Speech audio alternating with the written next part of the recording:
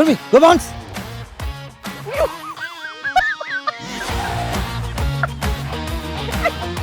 കുറുമ്പിക്ക് മെയിനായിട്ട് സിനിമയിൽ ചെയ്യേണ്ട മോൻ തന്നെ ചവിട്ടുക, അതാണ് അവളുടെ മെയിൻ, അവളുടെ ടാസ്ക്. അവൾ അത് മാത്രമാണ് കൂടുതലും ചെയ്യിപ്പിച്ചിട്ടുള്ളത്. പിന്നെ ഓട്ടം. വാലാട്ടിയാണ് ട്രെയിനിങ് സ്റ്റാർട്ട് ചെയ്തതെങ്കിലും ഷൂട്ടിങ്ങും റിലീസും ഫസ്റ്റ് വന്നത് സൂഫി സുജാതയിലാണ്. അതിലുള്ള പ്രാവ് തത്തയെല്ലാം നമ്മുടെ എലി ആണ് ഞാൻ ട്രെയിൻ ചെയ്തിട്ടുള്ളതിൽ കണ്ടിന്യൂറ്റി തെറ്റിക്കാത്തവര്. ബാക്കിയൊക്കെ തെറ്റിക്കും. മീൻസ് അവരവരുടെ ഇഷ്ടത്തിന് ഈസി വേ ഒക്കെ ഇത് നമ്മൾ ട്രെയിൻ ചെയ്ത പാത്ത് മാത്രം സ്വീകരിക്കും. നമ്മളിപ്പം വിഷമത്തിലാണെങ്കിൽ അവർക്ക് വിഷമാണെന്ന് മനസ്സിലാക്കാൻ പറ്റും, ദേഷ്യത്തിലാണെങ്കിൽ ദേഷ്യമാണെന്ന് മനസ്സിലാക്കാൻ പറ്റും. നമ്മളൊരു ദുഷ്ട വ്യക്തിയാണെങ്കിൽ അത് ഡോഗിന് മനസ്സിലാവും. മനസ്സിലാവും.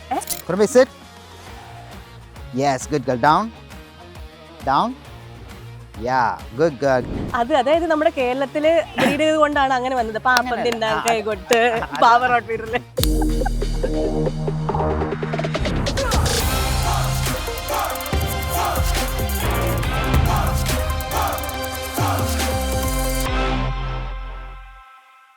എക്കോ മൂവി കണ്ടവരുടെ ഏറ്റവും വലിയൊരു ക്യൂരിയോസിറ്റി ഇസ് ഏതാണ് ആ ഡോഗ് ബ്രീഡ്, ആരാണ് ആ ഡോഗ് ട്രെയിനർ? വെൽ, എന്റെ കൂടെ എക്കോ മൂവിയുടെ ആ ഡോഗും ആ ഡോഗ് ട്രെയിനറും കൂടെ ചേരുകയാണ്. ജിതേഷ് ചേട്ടാ, വെൽക്കം ടു ക്ലബ് FM. ഞാൻ ആ സിനിമ കണ്ട് ഭയങ്കര ത്രില്ലായി. സിനിമ കണ്ടതിന് ശേഷം എന്റെ ഏറ്റവും വലിയൊരു ബീങ് എ ഡോഗ് ലവർ, ഏതാണ് ആ ഡോഗ് എന്ന് കണ്ടുപിടിക്കാനായിരുന്നു. ഇത് കൊമ്പെ എന്ന് പറയുന്ന ഒരു ബ്രീഡാണ്. ബ്രീഡിൽ മിക്സ് ആയിട്ടുള്ള, അതായത് തമിഴ്നാട് നേറ്റീവ് ഡോഗ്സുമായിട്ട് മിക്സ് ആയിട്ടുള്ള ഒരു ബ്രീഡാണ് കോമ്പെ. അതെന്ന് പറഞ്ഞാൽ നമ്മുടെ കമ്പം തേനിക്ക് അടുത്തായിട്ടുള്ള ഒരു സ്ഥലമാണ് കോമ്പെ എന്ന് പറയുന്നത്. ഇവരുടെ പ്യുവർ ബ്രീഡ് കിട്ടാനുള്ളത് ഇപ്പൊ നല്ല ബ്രീഡേഴ്സിന്റെ മാത്രമേ ഉള്ളൂ, നല്ല പ്യുവർ ബ്രീഡ് ആയിട്ടുള്ളത്. അത് പക്ഷെ നമ്മൾ ഫസ്റ്റ് പ്യുവർ ബ്രീഡാന്ന് നോക്കിയപ്പോ പറ്റിയ കുഴപ്പം എന്താന്ന് വെച്ച് കഴിഞ്ഞാല് ഈ എല്ലാം പപ്പീസേ ഉള്ളൂ. അവര് ബ്രീഡ് ചെയ്ത് വിൽക്കുന്ന എല്ലാം പപ്പീസാണ്, മനസ്സിലായി. അപ്പം നമ്മൾ പപ്പീസ് എടുത്തിട്ട് എടുക്കാനുള്ള ടൈമില്ല. നമ്മളെ വിളിച്ച തന്നെ 1 മാസത്തിന് മുന്നേ വിളിച്ചത്, ഷൂട്ടിന് തുടങ്ങുന്നതിന് 1 മാസം മുന്നേ. അങ്ങനെ അവസാനം നമ്മൾ ഈ ആ ഏരിയയിൽ കോമ്പെ, കമ്പം, തേനി അങ്ങനത്തെ ഏരിയകളിൽ പോയിട്ട് ഈ മാൻതോപ്പ്, തെങ്ങുംതോപ്പ്, ആടൊക്കെ വളർത്തുന്ന അവിടെയൊക്കെ ഗാർഡിങ്ങിന് ഇട്ടേക്കുന്ന ഡോഗ്സിൽ നിന്ന് നമ്മൾ പോയി ഈ സിനിമയ്ക്ക് പറ്റിയ ട്രെയിൻ ചെയ്യാൻ പറ്റുന്ന ഡോഗ്സിനെ സെലക്ട് ചെയ്യും. ഓഡിഷൻ നടത്തി. അതെ, 58ഓളം ഡോഗ്സിനെ നോക്കിയതിൽ 9 എണ്ണം സെലക്ട് ചെയ്തു. സൂപ്പർ. അതിനെ കുറിച്ചൊക്കെ മുമ്പ് നമ്മൾ വിദേശത്തിലേക്ക് പോവാണ്. ഡോഗ് ട്രെയിനർ ആണെന്ന് എനിക്കറിയാം. ചേട്ടന്റെ ബേസ് എവിടെയാണ്? ട്രിവാൻഡ്രം. ഓക്കെ. പഠിച്ചതാണോ ഉദ്ദേശിക്കുന്നത്? അല്ല, സിനിമയിലേക്ക് എങ്ങനെ വന്നു? സിനിമയിലേക്ക് വാലാട്ടി എന്ന് പറയുന്ന സിനിമ വഴിയാ. അത് ഇതേമാതിരി തന്നെ എന്റെ ഒരു ബ്രദർ ഉണ്ട്, പുള്ളിക്ക് ഒരു പെറ്റ് ഷോപ്പ് ഉണ്ട്. അതിനടുത്താണ് നമ്മുടെ ഫ്രൈഡേ ഫിലിംസിലെ മാനേജർ സൂര്യകുമാർ പുള്ളിക്കാരൻ താമസിക്കുന്നത്. അപ്പം അങ്ങനെ എന്റെ അനിയന്റെ അടുത്ത് ചോദിച്ചായിരുന്നു, ഇതേപോലെ ട്രെയിനർമാരായിരുന്നു, നമ്മുടെ അടുത്തൊരു മൂവി വരുന്നുണ്ട്, അത് ഡോഗ്സ് ആണ് ഫുള്ള്, അപ്പൊ ട്രെയിനറിന്. അപ്പൊ എന്റെ നമ്പർ കൊടുത്തു. അങ്ങനെ വിളിച്ചിട്ട് പോയാണ് ഫസ്റ്റ്. വാലാട്ടിയാണ് സ്ക്രീൻ എൻട്രി അല്ലേ? പക്ഷേ വാലാട്ടിയാണ് ട്രെയിനിങ് സ്റ്റാർട്ട് ചെയ്തതെങ്കിലും ഷൂട്ടിങ്ങും റിലീസും ഫസ്റ്റ് വന്നത് സൂഫി സുജാതയിലാണ്. അതിലുള്ള പ്രാവ് തത്തയെല്ലാം നമ്മുടെയാണ്. ആണോ? അപ്പൊ ഡോഗ്സ് മാത്രമല്ല, ബേർഡ് ട്രെയിനറും കൂടെയാണ്. അതിൽ കോഴി നമ്മുടെ വാലാട്ടിൽ stay good girl, stay good girl.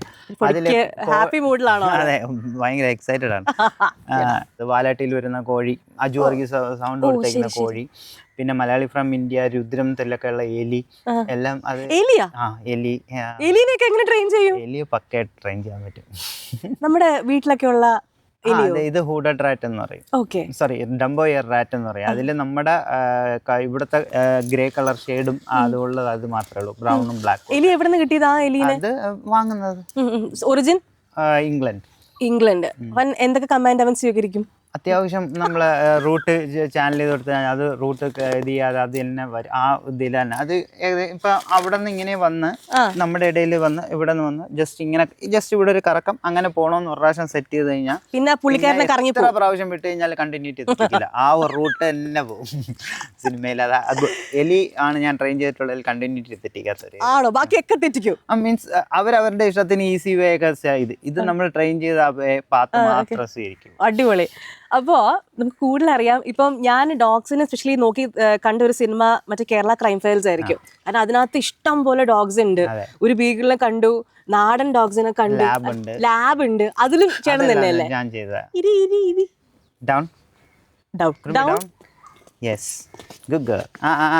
Stay.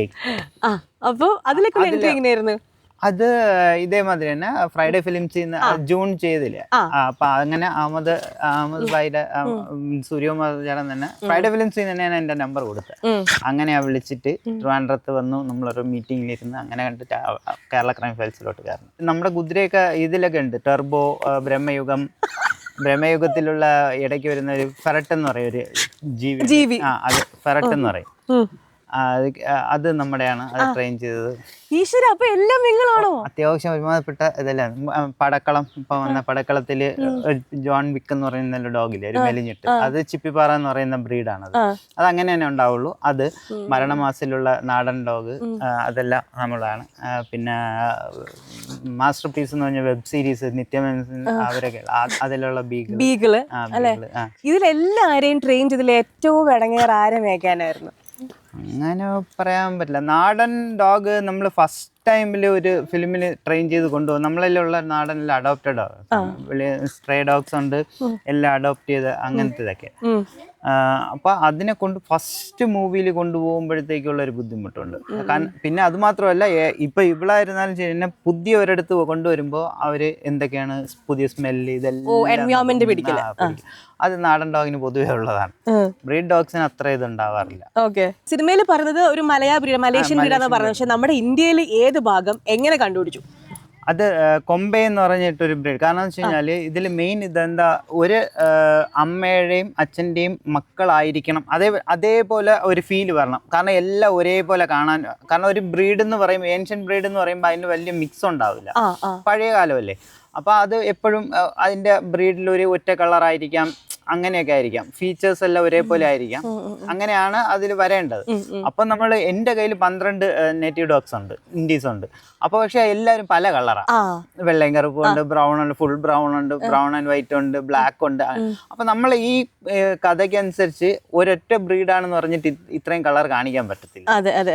അപ്പോൾ പിന്നെ അങ്ങനെ ഞാൻ വിചാരിച്ചു, ഈ റെഡ് സൈഡിലുള്ള നമ്മൾ നേറ്റീവ് ഇന്ത്യൻ ഡോഗ്സ് ഉണ്ടല്ലോ, അപ്പോൾ പല റെസ്ക്യൂ സെന്ററിലൊക്കെ പോയി നോക്കിയിട്ട് അവിടെ നിന്ന് എടുക്കാം, നമുക്ക് ആവശ്യമുള്ള ഡോഗ്സിനെ പലതായിട്ട് കളക്ട് ചെയ്യാം. അങ്ങനെ പോയി നോക്കിയപ്പോൾ കുഴപ്പം എന്താണെന്ന് വെച്ച് കഴിഞ്ഞാൽ പല ഡോഗ്സും പല പ്രായം, പിന്നെ പല സ്വഭാവം. കാരണം വെച്ച് കഴിഞ്ഞാൽ റോഡിൽ കിടന്നിട്ട് വണ്ടി ഇടിച്ചിട്ട് വന്ന് അങ്ങനെ ട്രോമയിൽ പോകുന്ന ഡോഗ്സ് ഉണ്ട്, ആൾക്കാർ ഉപദ്രവിച്ചിട്ടുള്ള ഇതുണ്ട്.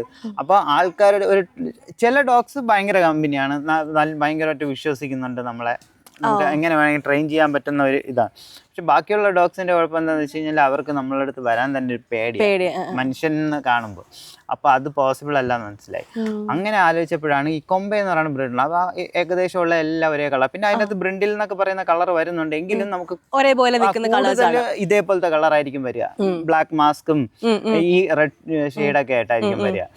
അങ്ങനെ ഞാൻ ഡയറക്ടർ സാറിന്റെ അടുത്ത് സംസാരിച്ചപ്പോ പുള്ളിയും പറഞ്ഞു, അങ്ങനെയാണ്. ഞാൻ ഫോട്ടോസ് ഒക്കെ അയച്ചു കൊടുത്തു. അപ്പൊ ഞാൻ ഇത് കൊള്ളാലോ, അപ്പൊ ഇത് നമുക്ക് എടുക്കാം. അങ്ങനെ നമ്മൾ എന്ത് ചെയ്തെന്ന് വെച്ച് കഴിഞ്ഞാല് ബ്രീഡേഴ്സിനെ അന്വേഷിച്ചു. കാരണം ഇത് 10-12 പട്ടി വേണമെന്നാണ് പറഞ്ഞിട്ടുണ്ടായിരുന്നത്. ദിൻജിത്ത് സാറ് ഡയറക്ടർ വന്ന സമയത്ത് ഞങ്ങളോട് പറഞ്ഞു, ഇവനെ കണ്ടുപിടിക്കാനായിരുന്നു ഏറ്റവും വലിയ ടാസ്ക്. കാര്യം ഓരോ ബ്രീഡറും വളരെ എമൗണ്ട് പറയുമായിരുന്നു, 35 ആ റേഞ്ച് പറയായിരുന്നു. സോ ഫൈനലി ഇത് എങ്ങനെയാണ് ഈ ഡോഗ്സിലേക്ക് നിങ്ങൾ വന്നത്? അത് കാരണം എന്ന് വെച്ച് കഴിഞ്ഞാല്, ഞാൻ പറഞ്ഞില്ലേ, ബ്രീഡർമാരെ ഇതാക്കിയപ്പോ അവരുടെ എല്ലാം പപ്പീസേ ഉള്ളൂ. കാരണം അവര് അഡൽട്ട് ബ്രീഡിംഗ് പേഴ്സിനൊന്നും കൊടുക്കൂല, ബ്രീഡിംഗ് സ്റ്റോക്കുകളൊന്നും കൊടുക്കുന്നില്ല. അപ്പൊ നമുക്ക് 1 മാസം കൊണ്ട് എന്തായാലും പപ്പി എടുത്തിട്ട് വലുതാക്കാൻ പറ്റില്ല. അപ്പൊ നമ്മള് വേറെ ഓൾട്ടർനേറ്റീവ് ആയിട്ട് ഇപ്പൊ ഇതിന്റെ നേറ്റീവ് പ്ലേസിൽ പോയി കഴിഞ്ഞാൽ അവിടെ എന്തായിരുന്നാലും കൊമ്പയുടെ ആ ഫീച്ചേഴ്സ് ഉള്ള കുറച്ച് സാധനങ്ങൾ കിട്ടും. അങ്ങനെ അന്വേഷിച്ച് പോയി. അതില് ദ്വാരക ഉണ്ട്, ദ്വാരക ഏടിയാണ്. അപ്പൊ പുള്ളിക്കാരൻ ചെന്നൈ ബേസ് ആണ്. അപ്പൊ പുള്ളിക്ക് തമിഴ് നല്ലോണം അറിയാം. പുള്ളി അങ്ങനെ അവിടെ പോയിട്ട് അത്യാവശ്യം കുറെ കണ്ടുപിടിച്ചു. പിന്നെ ഞാൻ പോയിട്ട് ആ കണ്ടുപിടിച്ച സ്ഥലത്തെല്ലാം പോയിട്ട് എല്ലാ ഡോഗുകളും ഓരോ ഡോഗിനെ ആയിട്ട് ട്രെയിൻ ചെയ്യാൻ പറ്റുമോ എന്നുള്ളത് നോക്കി.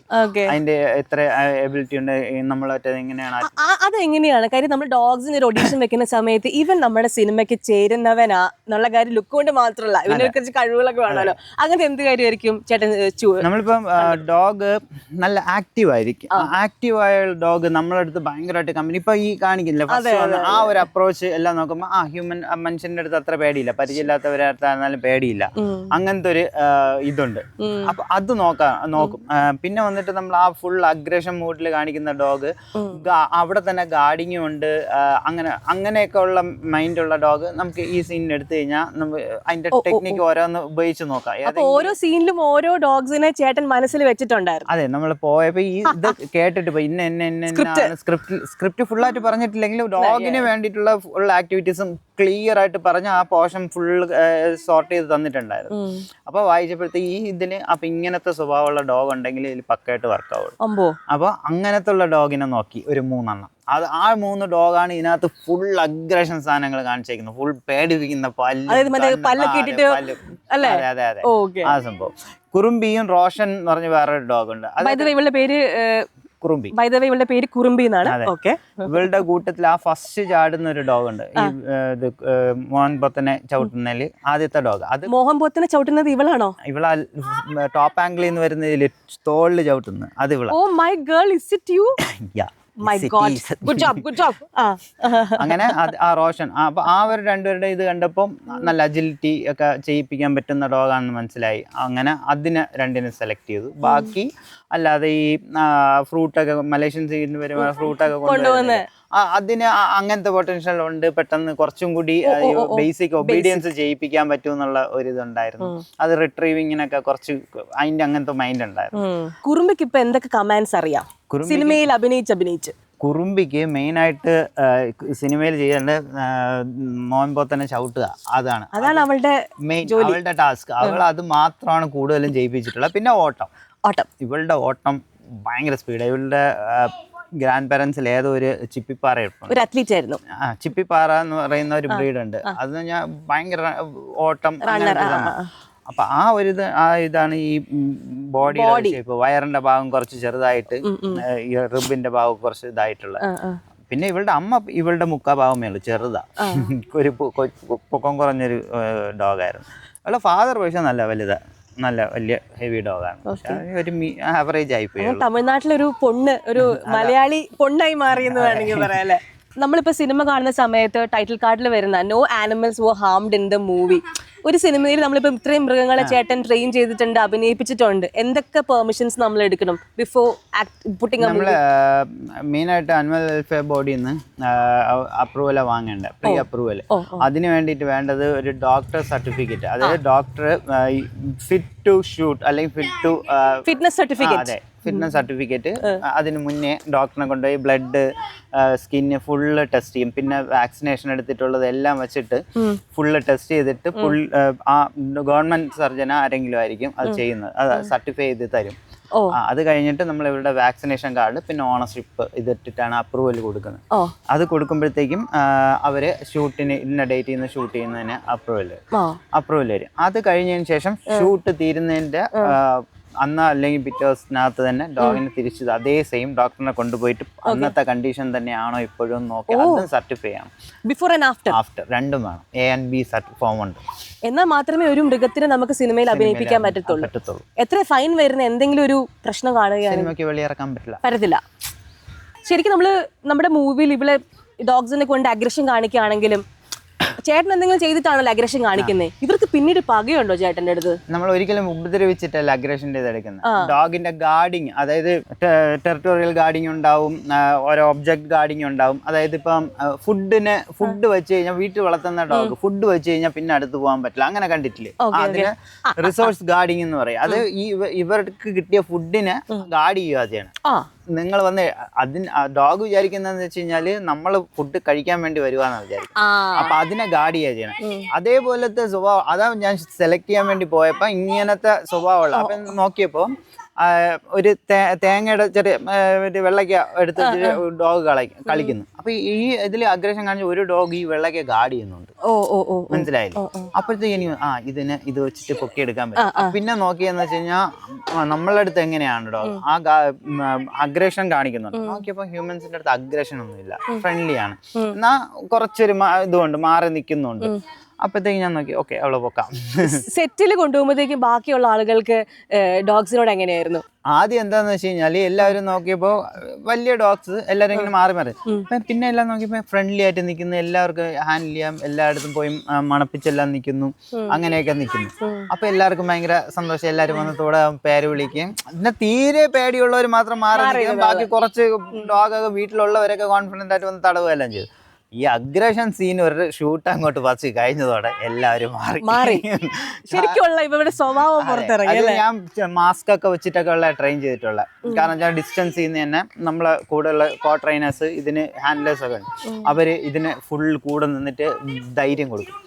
അതായത് വെളിയിൽ നിന്നിട്ട് നമ്മളെ മെത്തേഡ് എന്ന് പറഞ്ഞാൽ നമ്മൾ രണ്ടുപേരും മാസ്ക് ഒക്കെ വെച്ചിട്ട് ഈ കുപ്പിക്കകത്ത് കല്ലൊക്കെ ഇട്ടിട്ട് ഈ എപ്പോഴും കേൾക്കാത്ത സൗണ്ട് ഉണ്ടാക്കുക, റാറ്റ്ലിംഗ് സൗണ്ട് ഒക്കെ ഉണ്ട്. അപ്പൊ ഇത് അലേർട്ട് ആവുമല്ലോ. അപ്പം നമ്മുടെ കൂടെയുള്ള ഹാൻഡ്ലേഴ്സ് ജസ്റ്റ് പേടിക്കുന്ന പോലെ അതിനെ ഒന്ന് ഗാർഡ് ചെയ്യുന്ന പോലത്തെ ഒരു ആറ്റിറ്റ്യൂഡ് ഇടും. എന്നിട്ട് ഡോഗിന് പതുക്കെ സൈഡിൽ നിന്ന് ഇതിനൊരു പ്രോത്സാഹനം കൊടുക്കുക. ഡോഗിന് ബാക്കിലോട്ട് പോകാൻ വിടില്ല, പേടിച്ച് പോകാൻ വിടില്ല. ഡോഗ് പേടിക്കുന്നതായിട്ട് കണ്ടു കഴിഞ്ഞ് കഴിഞ്ഞാൽ ഈ റാറ്റിൽ നിന്ന് ഒരു ഫ്രണ്ടിലോട്ട് വരും. ഞാൻ ട്രെയിനിങ് മെത്തേഡാ പറയുന്ന ഒരു മെത്തേഡ്. ഈ ഫ്രണ്ടിലോട്ട് വരും. അപ്പൊ ഡോഗിന് ഡോഗ് എപ്പോഴെങ്കിലും ഒരു പ്രാവശ്യം ഫ്രണ്ടിലോട്ട് കയറും. അപ്പൊ ഈ വരുന്ന ആള് മാസ്ക് വെച്ച ആൾ പേടിച്ച് പോകും. അപ്പൊ ഡോഗിനെ കൊള്ളാലോ, ഞാൻ ഫ്രണ്ടിലോട്ട് കയറുമ്പോഴത്തേക്ക് ഒരു പേടിച്ച് പോകുന്നുണ്ട്, മനസ്സിലായില്ലേ? അപ്പോൾ വീണ്ടും വരും. അടുത്ത ഒരു 5-10 മിനിറ്റ് കഴിഞ്ഞിട്ട് വീണ്ടും ഇതേ വരും. അപ്പോഴത്തേക്ക് ഇത് ഒന്നും കൂടെ ഫ്രണ്ടിലോട്ട് കയറി നോക്കും. അപ്പോഴത്തേക്കും നമ്മൾ പോകും പേടിച്ച. അങ്ങനെ ഒരു 3 പ്രാവശ്യം റെപ്പിറ്റേഷൻ പോയിട്ട് 4ാമത്തെ പ്രാവശ്യം വീണ്ടും ഒരു ഡോഗ് ഫ്രണ്ടിലോട്ട് കയറുമ്പോഴും നമ്മൾ വീണ്ടും ഫ്രണ്ടിലോട്ട് കയറും. അപ്പൊ ഡോഗ് ഇതെന്ത് പറ്റി? അപ്പൊ ഡോഗ് ഒന്ന് പേടിച്ചിട്ടൊന്ന് കുരയ്ക്കുമ്പോഴത്തേക്ക് നമ്മൾ പേടിച്ചില്ല, ഒരു സൗണ്ട് കൂടെ അയ്യോ ഒന്ന് സൗണ്ട് ഉണ്ടായിട്ട് പോകും, മനസ്സിലായി? അപ്പോ ഡോഗിന് കോൺഫിഡൻസ് ലെവൽ കൂട്ടിക്കൊണ്ടിരിക്കുക. അന്ന് ആ എക്സസൈസ് നിർത്തും, പിറ്റേ ദിവസം വീണ്ടും ഇത് ആവർത്തിക്കും. അപ്പോ 2-3 ദിവസം ആകുമ്പോഴത്തേക്ക് ഡോഗ് അങ്ങോട്ട് ഫുൾ ഈ റാറ്റ്ലിംഗ് സൗണ്ട് ദൂരെ കേൾക്കുമ്പോഴത്തേക്കും തന്നെ ഇവിടെ നിന്ന് കുരയ്ക്കാൻ തുടങ്ങും. അടുത്തോട്ട് പറഞ്ഞനുസരിച്ച് വാൺ ചെയ്യും, വരല്ലേന്ന്. അപ്പോഴാ ഈ ഫുള്ള് വെളിയിലോട്ട് എത്രത്തോളം ആൾ അടുത്തോട്ട് വരുന്നുണ്ടോ അത്രത്തോളം ഭയങ്കരമായിട്ട് ശൗര്യമായിട്ട് ഇത് ചെയ്യും. ഏറ്റവും കൂടുതൽ ടേക്സ് എടുത്തത് ഏത് ഷോട്ടായിരിക്കും നമ്മുടെ എക്കോ മൂവിയില്? ഭയങ്കര ടാസ്ക് ഉണ്ടായിരുന്ന ഏത് ഷോട്ട്? ഡോഗിനെ വെച്ച് എടുത്തതിൽ ഏറ്റവും റീടേക്കുകൾ എന്നല്ല, കുറച്ച് സമയം എടുത്ത് ചെയ്തതാണ്. ആ ബോട്ടിൽ അവർ രണ്ടുപേരും വരുമ്പോഴത്തേക്കും മൊത്തം ഗാർഡ് ചെയ്ത് നിൽക്കുന്നില്ല, രാത്രിയും പകലും എല്ലാം രണ്ടുപേരായിട്ട് മാറി ഷിഫ്റ്റ്. ആ സീന് അത്യാവശ്യം കുറച്ച് സമയം എടുത്ത്. എത്ര നേരം? അത് രാവിലെ തൊട്ട് നൈറ്റും ഡേയും അല്ല, അത് ഫുൾ ഡേ അല്ല, അല്ലാതെ ഇത് മാത്രം എടുക്കുന്നുണ്ട്, അല്ല ഡോഗിന്റെ എടുക്കുന്നുണ്ട്. പക്ഷെ ആ ഒരു സംഭവം അത്രയും വേണം.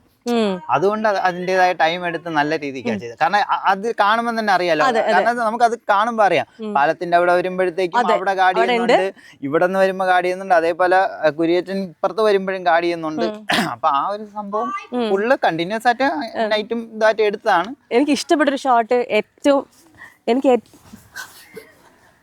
മതി നിർത്തും മിണ്ടാതിരിക്കുന്ന എനിക്ക് ഏറ്റവും ഇഷ്ടപ്പെട്ട ഷോട്ട്, ഏറ്റവും അവസാനത്തെ ഷോട്ട്, ആ കുന്നിന്റെ ചെരുവിൽ ഈ 10 ഡോഗ്സ് നിരന്ന് നിൽക്കുന്നുണ്ട്. ഡോഗ്സിന് എത്രത്തോളം സെറ്റ് ആക്കിയിട്ട് എങ്ങനെ നിർത്താൻ പറ്റി? അത് നമ്മൾ പ്ലേസ് കമാൻഡ് എന്ന് പറയും.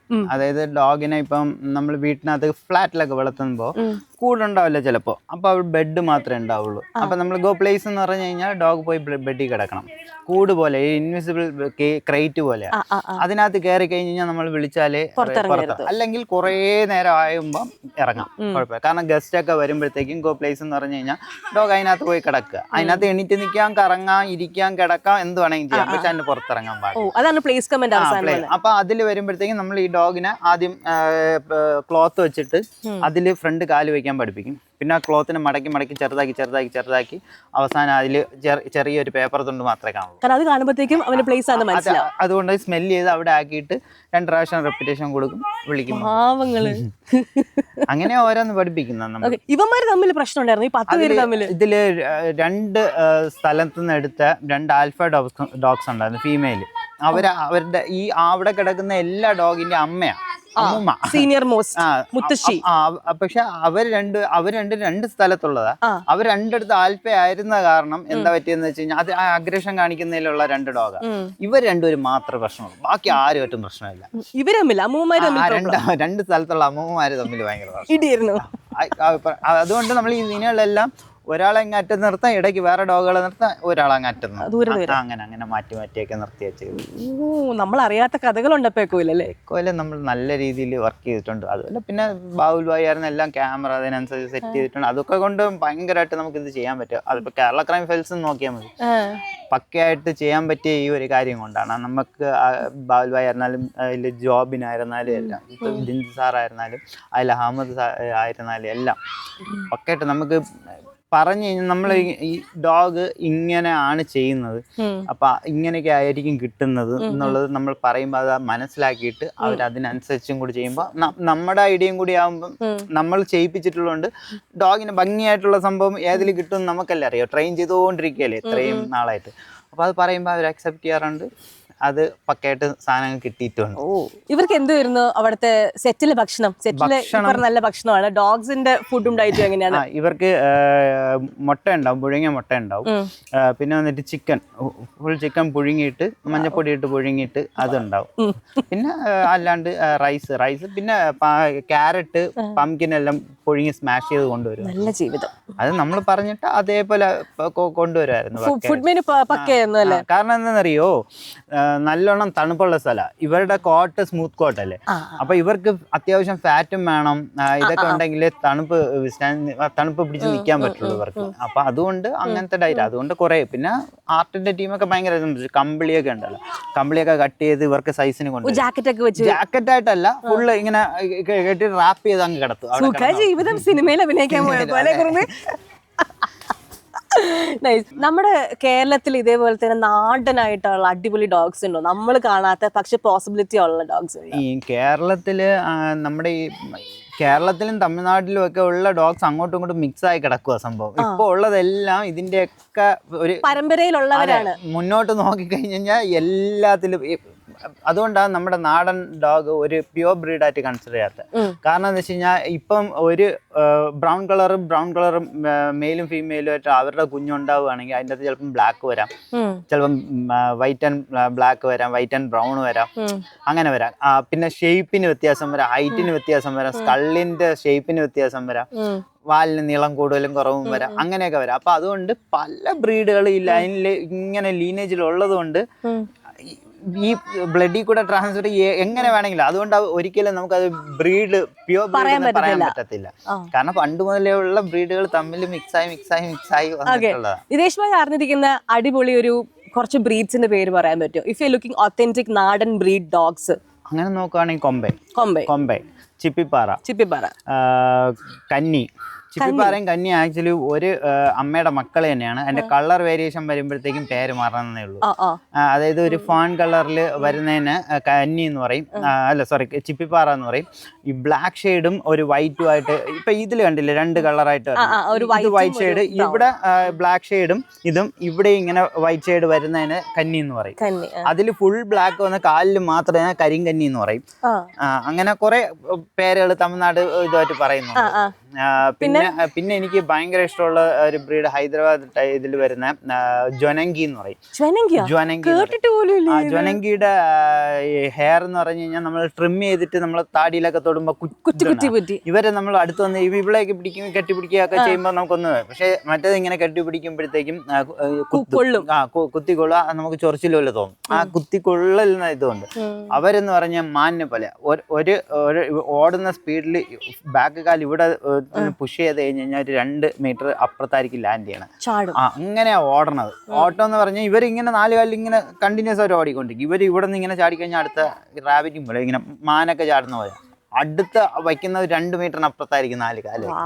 ഭയങ്കര സ്ട്രോങ് ഡോഗാണ്. ഗാർഡ് ഡോഗ്സ് ആണ്. സ്ട്രോങ് ആണ്, ഗാർഡിങ്ങിനും നല്ലതാ. പക്ഷെ ഒരേ ഒരു കുഴപ്പമെന്ന് വെച്ച് കഴിഞ്ഞാല് അവരുടെ ബ്രീഡ് ഇപ്പം വളരെ കുറവാണ്. എണ്ണയാ കിട്ടുന്നത്. ഇപ്പം നല്ലോണം കുറച്ച് ആൾക്കാർ എടുത്ത് ബ്രീഡ് ചെയ്ത് വരുന്നുണ്ട്. നമ്പർ കൂട്ടി വരുന്നുണ്ട്. സൂപ്പർ. ശരിക്കും സിനിമയിൽ പറഞ്ഞ ഡയലോഗാണ്, ഒരു ഡോഗിന് മുമ്പിൽ ഒരാൾ നിന്നാല് അവരുടെ കണ്ണിലൂടെ നോക്കിയാൽ അവരുടെ സ്വഭാവം അറിയാൻ പറ്റുമെന്ന്. ഇത് സത്യമാണോ? അല്ല, അത് ഡോഗ് വേൾഡില് eye to eye contact challenging ആണ്.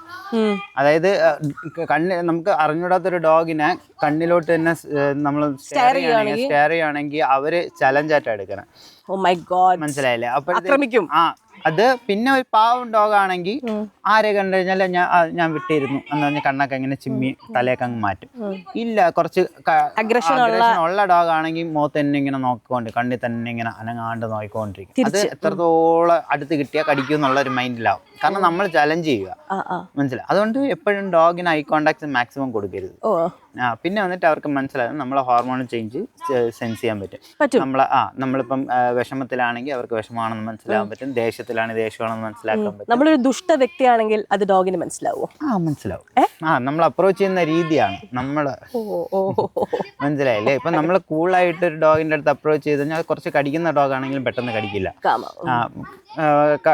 കാരണം വെച്ച് കഴിഞ്ഞാൽ അതിന് ഒരു പേടി തോന്നൂല.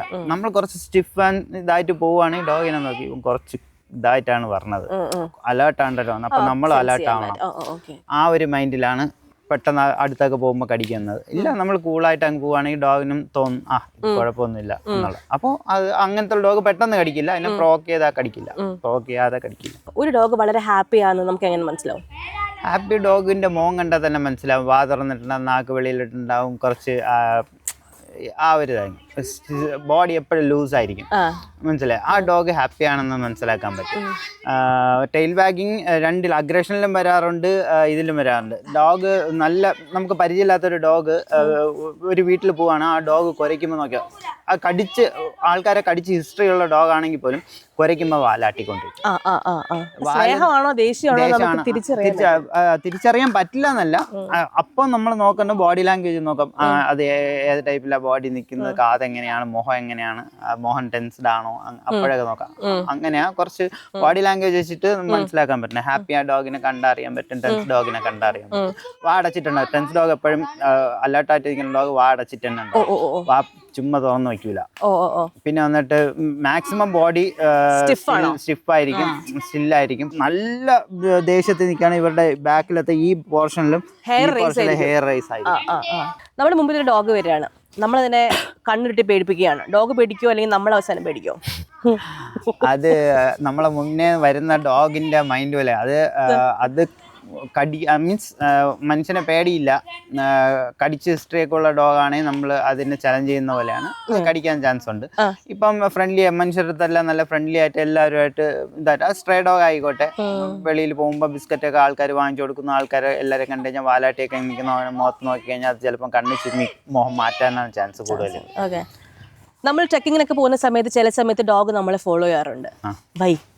വൈ മീൻസ് അത് ഒന്ന് ടൂറിസ്റ്റുകൾ പലവരും വരുമ്പോൾ ഡോഗ് ലവേഴ്സ് ഉണ്ടാവും, ഫുഡ് കൊടുക്കും. അപ്പോൾ അന്നത്തെ ദിവസം ചിലപ്പോൾ ഫുഡ് കിട്ടിയിട്ടുണ്ടാവില്ല, അങ്ങനെ കൂടാം. പിന്നെ ഈ ഒരു പർട്ടിക്കുലർ വ്യക്തിയുടെ ബാക്കിലാണ് പോകുന്നതെങ്കിൽ അവർ ഫീഡ് ചെയ്തിട്ടുണ്ടാവും, നല്ല എനർജി പാസ് ചെയ്തിട്ടുണ്ടാവാം. അപ്പോൾ അവരുടെ ബാക്കിൽ ഫോളോ ചെയ്യാൻ വേണ്ടി ഡോഗ് എപ്പോഴും ഒരു പാക്ക് ഫോളോ ചെയ്യുന്നതുകൊണ്ട് അവർക്ക് ആൾക്കാരെ ഫോളോ ചെയ്യും. ആൾക്കാർ മീൻസ് ഡോഗ് ആയിരുന്നാലും ആളായിരുന്നാലും ഫോളോ ചെയ്യും, ഇവിടെ കൂടെ വരുന്നതാണ്. ഓക്കെ, നമുക്ക് കേൾക്കാൻ പറ്റുന്ന പല കാര്യങ്ങളും ഹൈ ഫ്രീക്വൻസി ഇവർക്ക് കേൾക്കാൻ പറ്റുന്ന പറയുന്നത്, ഇസ് ഇറ്റ് ട്രൂ? ഫ്രീക്വൻസി ലെവലില് നമുക്ക് കേൾക്കാൻ പറ്റുന്നതിന്റെ പല ലോ ഫ്രീക്വൻസി സാധനങ്ങൾ, നമുക്ക് കാണാത്ത പല സാധനങ്ങളും കാണാൻ പറ്റുമോ? അതിനെപ്പറ്റി മീൻസ് കാണാത്ത കാര്യങ്ങൾ കാണാം. അതിനെപ്പറ്റി എനിക്ക് എത്ര ഇതില്ല, പോസ്റ്റ് കാര്യങ്ങൾ വലിയ വിശ്വാസം ഇല്ലാത്തതുകൊണ്ട് അതിനെ പറ്റിയതല്ല. അത് ഒരു എനർജി എന്ന് പറയില്ലേ, നമുക്ക് തന്നെ തോന്നുന്ന ഒരു എനർജി, ആ ഒരു എനർജിയുടെ വേരിയേഷൻ വരാൻ ചാൻസ് ഉണ്ട്. Some breeds are dangerous.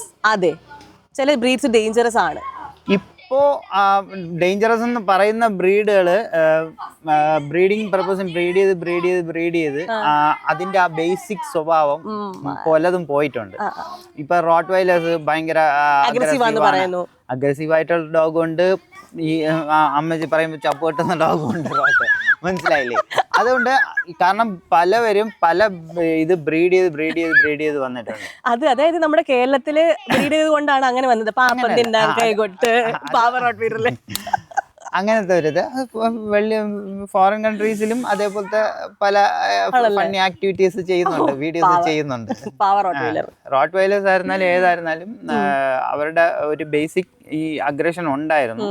അത് ബ്രീഡ് ചെയ്ത് ബ്രീഡിങ്ങിന് വേണ്ടി മാത്രമാക്കി വന്നപ്പോഴത്തേക്കും ഗാർഡിങ് പർപ്പസ് ഒന്നും അല്ലാതെ ഹണ്ടിങ്ങിന് ഗാർഡിങ്ങിനൊന്നും കൊണ്ടുപോകാതെ വെറുതെ ബ്രീഡിങ്ങിന് മാത്രമേ അതിന്റെ പപ്പീസ് ഇറങ്ങുമ്പോഴത്തേക്കും കുറച്ചൊരു അഗ്രഷൻ കുറയും. അത് കാരണം ആൾക്കാർ കൊണ്ടുപോയി പെറ്റ് ചെയ്ത് വളർത്തുന്നു. അങ്ങനെ വരുമ്പോൾ അവരുടെ അതിന്റെ അടുത്ത തലമുറ വരുമ്പോഴത്തേക്കും കുറച്ചും കൂടി അഗ്രഷൻ കുറയും. അങ്ങനെ മാറി വന്നിട്ടുള്ള പല ബ്രീഡുകളും ഉണ്ട്. പിന്നെ നമ്മൾക്ക് ഈ ഇതേ ബ്രീഡിനെ തന്നെ അഗ്രസീവായിട്ടും വളർത്താം, ഭയങ്കര സോഫ്റ്റ് ആയിട്ടും വളർത്താം, പെറ്റായിട്ട് എല്ലാവരുമായിട്ട് സോഷ്യലൈസ് ചെയ്തും വളർത്താം. ഒരു ഡോഗ് സ്ലീപ്പ് ചെയ്യുന്ന കണ്ടാൽ അറിയാം അതിന്റെ ഒരു കംഫർട്ട് ലെവൽ. അങ്ങനെയുണ്ട്. ഇപ്പൊ കുറുമ്പി തന്നെ ഇപ്പൊ നമ്മള് നമ്മുടെ ഇപ്പൊ ഇരിക്കുന്ന എല്ലാവരുടെ എനർജി ന്യൂട്രൽ ആണ്, അതിന് അതുകൊണ്ട് അവള് സുഖമായിട്ട് കിടന്ന് ഉറങ്ങുന്നത്. ഇവിടെ വേറെ ഒന്നുമില്ല. ഇപ്പൊ നമ്മൾ സംസാരിക്കുന്നുണ്ട്, ഞാൻ ദേഹത്ത് കൈ വയ്ക്കുന്നില്ല, അവളുടെ കണ്ണുപോലും തുറക്കുന്നില്ല, അവൾ കാതനക്കുന്നില്ല, ഇതൊക്കെ. പക്ഷെ ഈ സ്ഥലത്ത് അവൾക്ക് ആദ്യമേ വന്നപ്പോ എന്തെങ്കിലും ഒരു നെഗറ്റീവ് ഫീൽ ചെയ്ത് കഴിഞ്ഞാൽ ഇപ്പൊ ആൾക്കാർ തൊട്ടടുത്തിരിക്കുന്ന ആള് അത്ര വിശ്വാസം തോന്നിയില്ല എന്നുണ്ടെങ്കിൽ അങ്ങനെ ഉള്ള ഒരു എനർജി അടുത്തിരിക്കുമ്പോഴത്തേക്കും ഡോഗ് എപ്പോഴും അലേർട്ടായിരിക്കും. ഇവിടെ ഇപ്പൊ നോക്കുമ്പോഴത്തേ ഫുൾ ഫ്രീ. ഞങ്ങൾ നല്ലതായത് കൊണ്ടാണ് കുറുമ്പി വളരെ സമാധാനത്തോടെ കിടന്നുറങ്ങുന്നത്. കുറുമ്പിന്റെ ബാക്കിയുള്ള ഫ്രണ്ട്സിനെയും അടുത്ത സിനിമയിൽ കാണാം എന്നുള്ള വിശ്വാസത്തിൽ നമ്മൾ ഇന്റർവ്യൂ വൈൻഡപ്പ് ചെയ്യുകയാണ്. Jithesh, thank you so much. നല്ല പടവും നന്നായിട്ട് ഡോഗിനെ ട്രെയിൻ ചെയ്തിട്ടുണ്ട്. We really love that movie. ഇനിയും ഞങ്ങൾ പ്രതീക്ഷിക്കുകയാണ് പല സിനിമയിലും ഉണ്ടാവും. ഇനി നല്ല നല്ല പടങ്ങൾ വരുന്നുണ്ട്. വരട്ടെ എന്ന് ആഗ്രഹിക്കും. Thank you so much. Thank you.